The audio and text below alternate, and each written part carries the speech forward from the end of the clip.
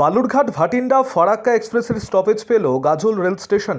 শুক্রবার সন্ধ্যায় এই উপলক্ষে রেলের তরফে একটি অনুষ্ঠানের আয়োজন করা হয়। অনুষ্ঠানের মাধ্যমে স্টপেজের সূচনা করা হয়। উপস্থিত ছিলেন উত্তর মালদা লোকসভা কেন্দ্রের সাংসদ খগেন মুর্মু, গাজল 1 নম্বর গ্রাম পঞ্চায়েতের উপপ্রধান বিদ্যুৎ সর্দার, গাজল 2 নম্বর গ্রাম পঞ্চায়েতের প্রধান উর্মিলা রাজবংশী সহ অন্যান্যরা। জানা গিয়েছে, ফারাক্কা এক্সপ্রেস ট্রেনটি আগে মালদাহ টাউন রেল স্টেশন থেকে চলত। সম্প্রতি সেটি বালুরঘাট থেকে চলার বিজ্ঞপ্তি জারি করে রেল দপ্তর। ফলে গাজলের রেল স্টেশন হয়ে ট্রেন চলাচল হলেও স্টপেজ ছিল না। এরপর থেকেই গাজল রেল স্টেশনে ওই ট্রেনটির স্টপেজের দাবি ওঠে। এতে উপকৃত হবেন গাজলের প্রচুর মানুষ। আরও আপডেট থাকতে আমাদের ভিডিও শেয়ার ও ফেসবুক পেজটিকে লাইক করে ফলো করে দিন।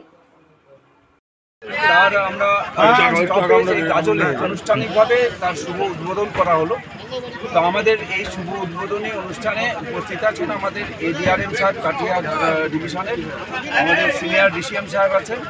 এছাড়া এখানকার বিশিষ্ট ব্যক্তিবর্গ যারা এই বাসিন্দাদের সেখানে উপস্থিত হয়েছিলেন। বহু প্রত্যাশিত এই এলাকার মানুষের অনেক দিন ধরে তারা প্রত্যাশা করছিলেন যে আমাদের এই ট্রেনটা এখানে স্টপেজ হবে, আমরা এখান থেকে সরাসরি দিল্লি আমরা যেতে পারবো।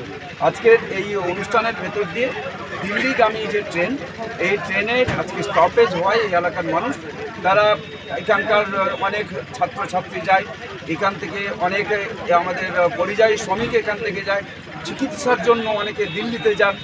তো এই সমস্ত মানুষদের তাদের আজকে এই ট্রেনটার স্টপেজ হয়, তাদের সুবিধা হলো।